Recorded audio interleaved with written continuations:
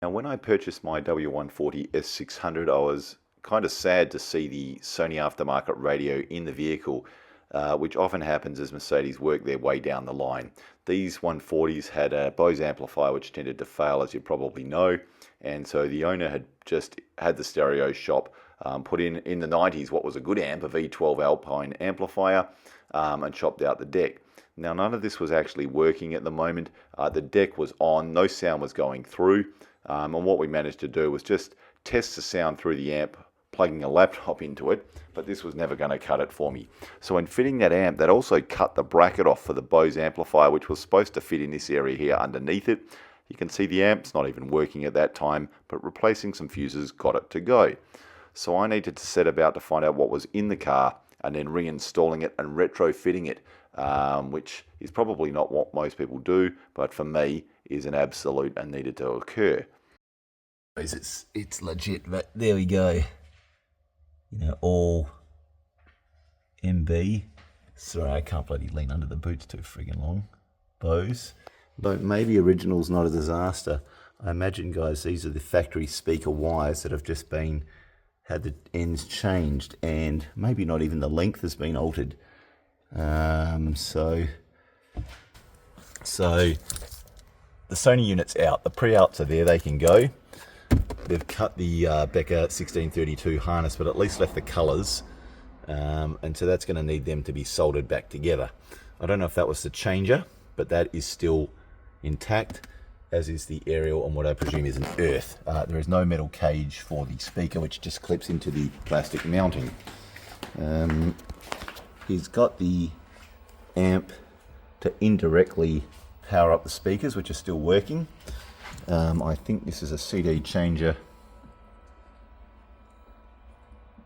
connector. Luckily, the harness is still there for the Bose amp, which I'll have to source. They've cut the wires and then bridged them there, but as was pointed out, a number of these wires for the speakers are not even connected, so probably the smaller speakers like the behind the rear view mirror are not even connected.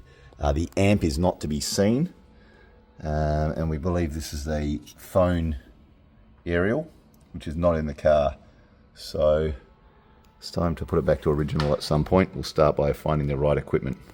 So when I went to try and order a radio that would be appropriate for my 140, I contacted the Classic Centre, and to my surprise, I found out that it was the same Becker that had been fit to my 124.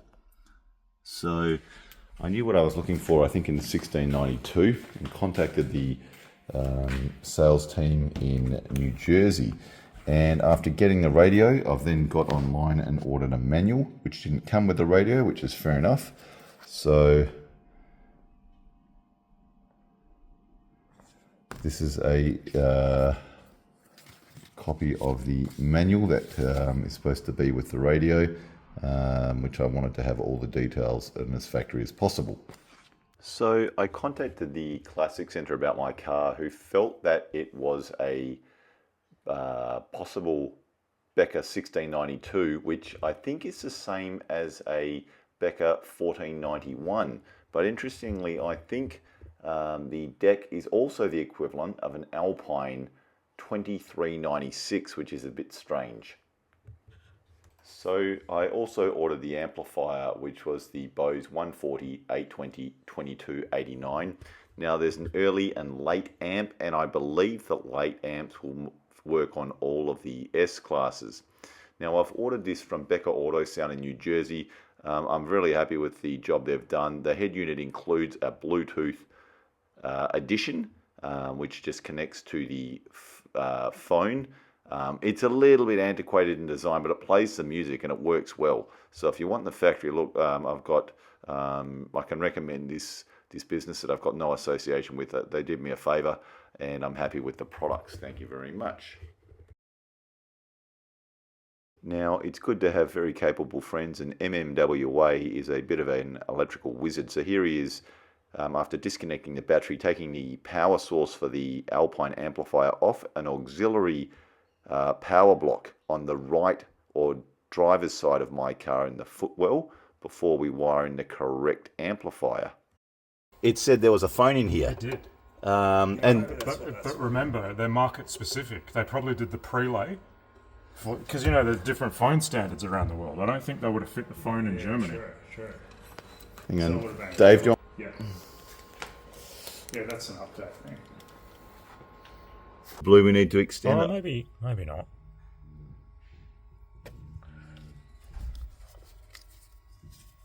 Oh, those quick connects.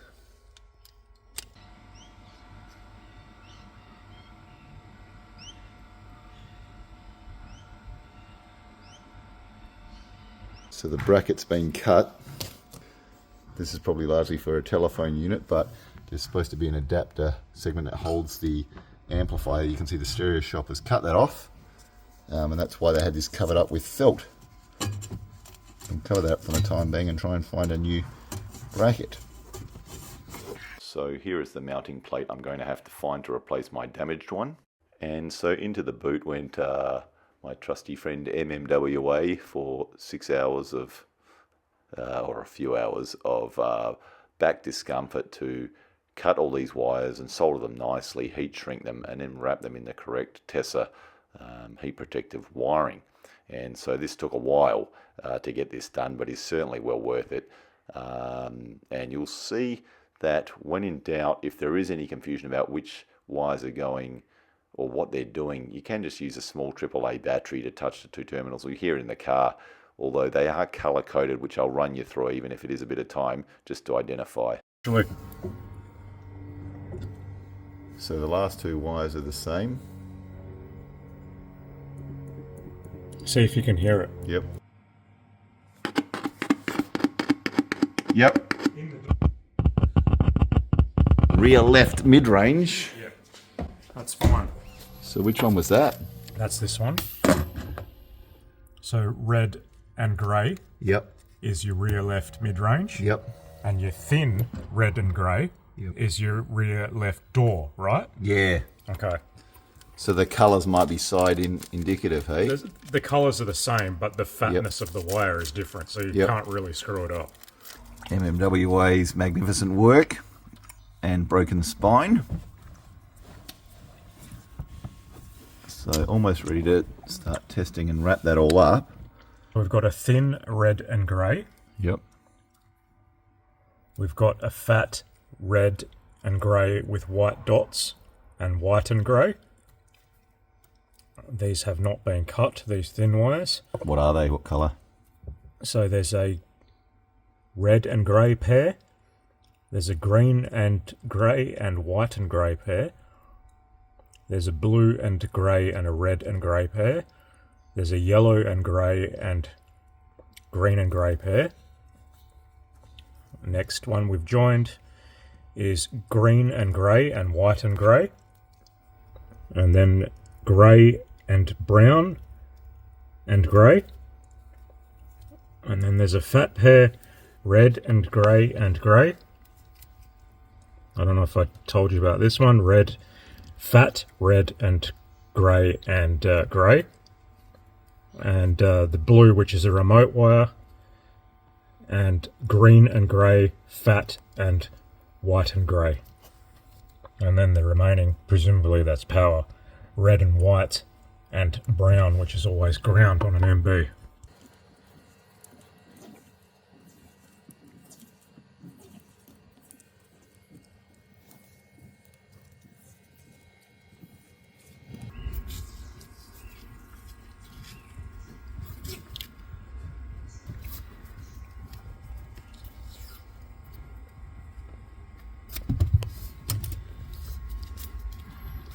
Oh, there's a part in the actual bracket to put the cable tie. That's right. Yep. It's like it's, well, it is, it's meant to be.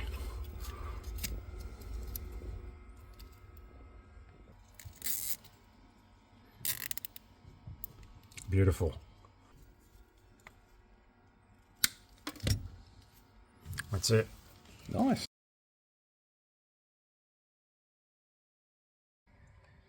Okay, so the little clips there are going to... You know, they're shaped like a key. Yep. Just latch over there. So putting that in is not a major drama. Now we've got the problem with the antenna, which does not fit. Connector on that antenna, so that should fit straight in now. we're still trying to figure out what this wire is on the top of the deck.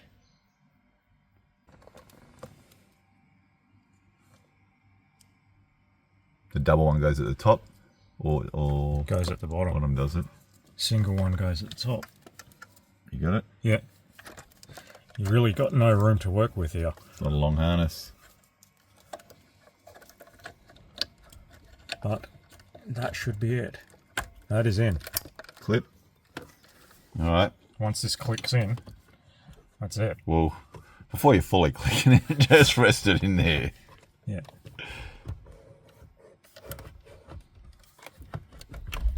Give that a try. All right.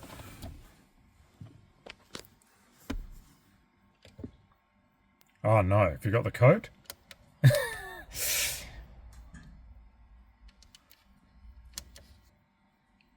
There you go. What do we do? We didn't plug the amplifier in. Oh, not gonna that'll work. help. Now, illumination. Yes. Good. All right, should we just lock Does that this have thing a in? power antenna? Oh no, it's No, in in the glass. yeah, that's right. Right, turn it off. Yeah.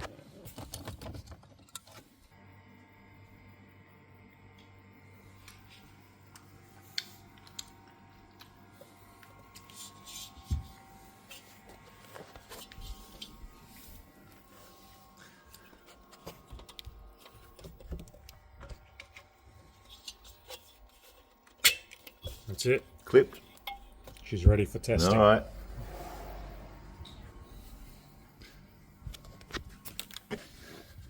All right.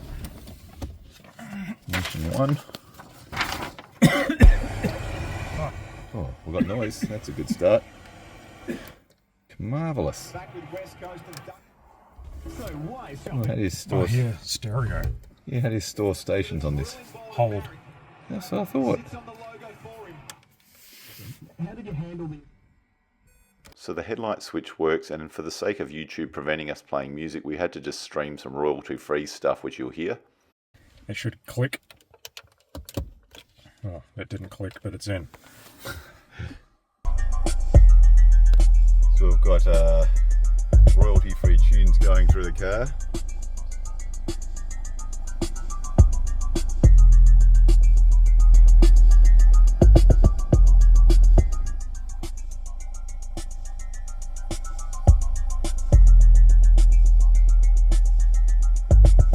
Everyone's happy. Fade away.